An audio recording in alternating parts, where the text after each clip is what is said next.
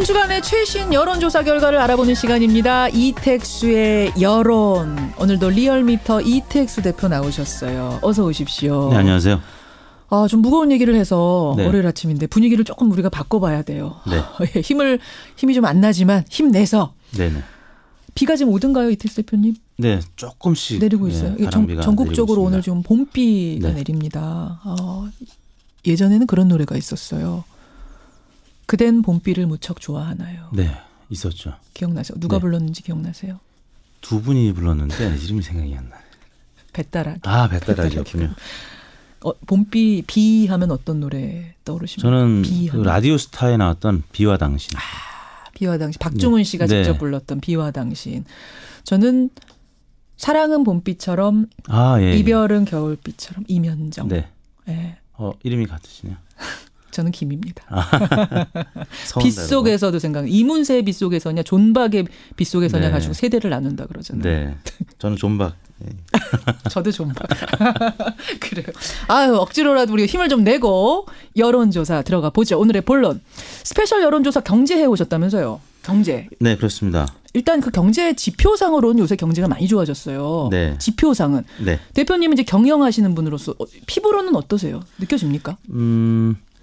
저는 이제 저희 업계의 현황은 그다지 좋지 않은 편입니다. 왜냐하면 지난주에도 말씀드렸지만 이 선거구 획정이 좀 늦어졌고 또 맞아요. 올림픽 때문에 예. 여론조사 업계는 아직까지는 호황이라고 할 수는 없는데요. 지난 1월 달에 모처럼 그 경제 호조 소식이 있었는데 생산, 소비, 투자 3대 부분이 모두 올라갔다. 다만 그 영세 중소 숙박 음식 업종들은 좀 여전히 어렵다라는 이제 기사들도 나오고 있는데요. 지난주에 그 청년 취업 대책이 나왔습니다. 그와 관련해서 저희가 조사를 해봤는데 일단 지난주에 나온 청년 취업 대책이 뭔지부터 간략하게 제가 좀 소개를 해드릴게요. 네. 그러니까 중소기업에 취업하는 청년들을 대상으로 이 3년간 총 2,400만 원을 지원한다는 겁니다. 돈으로. 네. 그리고 취업 후 5년간은 소득세도 전액 면제해주고 전월세 보증금을 저금리로 대출을 해주는 겁니다. 그래서 중소기업에는 지금 일자리가 있는데 청년들이 안 가는 이 상황을 이런 식으로 지원을 해서 좀 경제를 돌아가게 해보자. 실업 문제도 해결해보자라는 거죠. 네, 그렇습니다.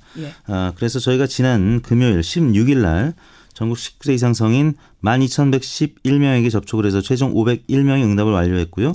무선 전화 면접 및 유무선 자동응답 혼용 방식이었습니다. 표본 오차는 95% 신뢰 수준에서 플러스 마이너스 4.4%포인트였는데요.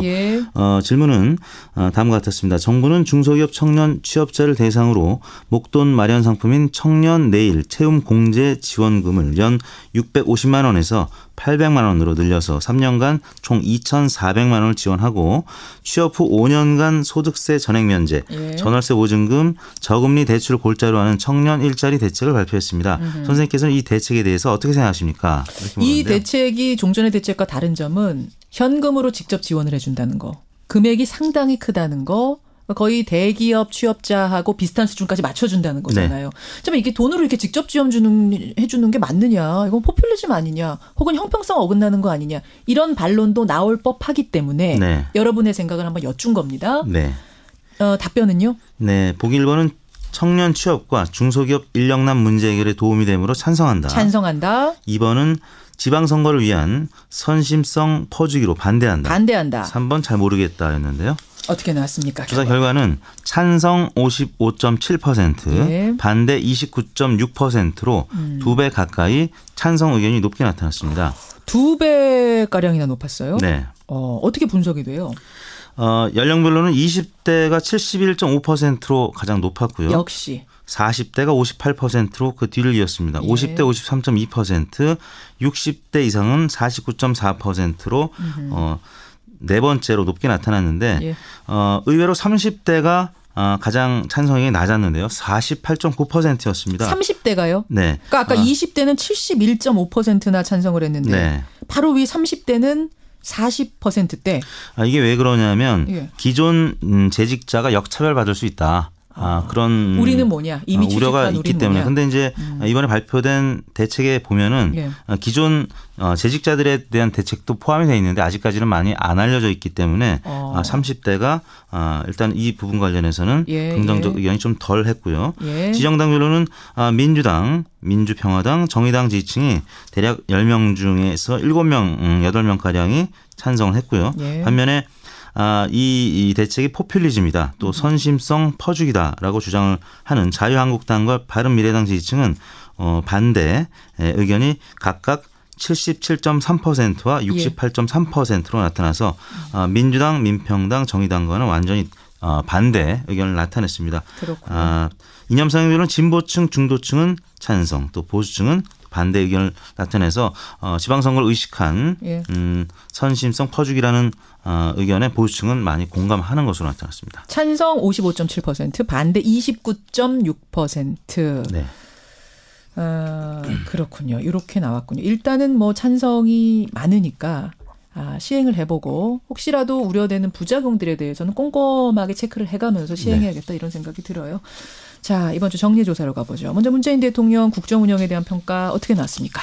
네, 문재인 대통령의 3월 2주차 국정수행 평가가 지난주 대비 3.8%포인트 오른 69.6%로 70%에 다가섰습니다. 네. 부정평가는 23.8%로 지난주 대비 1.4%포인트 빠졌는데요. 정의용 국가안보실장, 서훈 국정원장이 중국, 러시아, 일본을 방문을 해서 이번 남북 또 북미 정상회담과 관련된 의견을 나눴고요. 또 한미 한일 정상 통화, 또 남북 정상회담 준비위원회 구성 등의 소식이 문재인 대통령의 국정 수행평가에 긍정적으로 작용한 것으로 보이는데요. 16일, 그러니까 지난 금요일 날은 70.1%를 찍으면서 지난 1월 11일 이후에 처음으로 70% 돌파. 네, 70% 선을 회복했습니다. 예, 그러니까 69.6% 주간 평균 69.6%, 70%대에 다시 근접했어요. 바닥치고. 네. 바닥이 60.8이었죠. 그렇습니다. 예, 60.8 치고 다시 올라왔습니다. 근데 사실은 악재가 있잖아요. 지금 성추문, 네. 안희정 전 지사를 비롯해서 그쪽에 계속 좀 성스캔들이 있기 때문에 여론에 이게 부정적인 역할을 했을 거라고 생각하는데도 불구하고 올라갔네요. 그렇습니다. 만약에 성추문 사건이 없었으면 더 올라갔을 것 같은데요. 여하튼 지난 1월 2주차에 70.6%를 기록한 이후에 당시 이제 가상화폐 또 남북 단일팀 논란 때문에 60%대 초중반으로 떨어졌었다가 올림픽이 끝나고 지금 정상 그 외교가 이제 이루어지면서 지지율이 많이 오른 것으로 나타났습니다. 이택수 대표님이 항상 중요하다고 하는 게 수치가 아니라 추이잖아요. 네. 그래프 추이 모양으로 봤을 땐 그러면 계속 70% 돌파까지 가능하다고 보세요? 지금 상승세인 것은 사실인데 지금 4월 말에 남북 정상회담 또 5월 말로 예상되는 북미 정상회담 소식이 있기 때문에 상승 요인이 좀 더 커 보이는데요. 좀 굵직한 요인들이 많은 거군요. 네. 근데 반면에 지방선거가 다가오면서 여야 간 정쟁이 심해지면 또 하락할 요인도 있는데 지금 아무튼 4월 말 5월 말 이 굵직한 정상회담 소식 때문에 60% 중반 이상은 계속 유지하지 않을까 싶습니다. 정당 지지율 가보죠. 정당 지지율은 어떻습니까? 네, 문재인 대통령 지지율 상승과 함께 여당인 민주당 지지율도 3.7%포인트 비슷한 폭으로 올랐습니다. 51.8%를 기록했고요. 한국당이 0.6%포인트 하락한 18.6%, 바른미래당도 1.4%포인트 빠진 7%, 정의당도 0.5%포인트 빠진 4.7%, 민주평화당은 0.1%포인트 오른 2.7%를 기록했습니다. 예, 주목되는 부분은 어딘가요? 역시 그 야당은 대체로 빠졌고요. 민주평화당은 이제 횡보했다고 봐야 될 것 같고 민주당이 큰 폭으로 올랐는데요. 민주당이 오른 게 저는 조금 신기해요. 왜냐하면 지금 민주당 쪽 인사들이 안희정, 박수현, 정봉주 전 의원도 지금 민주당 소속은 아니지만 거기 복당 준비하고 있었고 계속 안 좋았잖아요 지난주에. 근데 어떻게 올랐어요?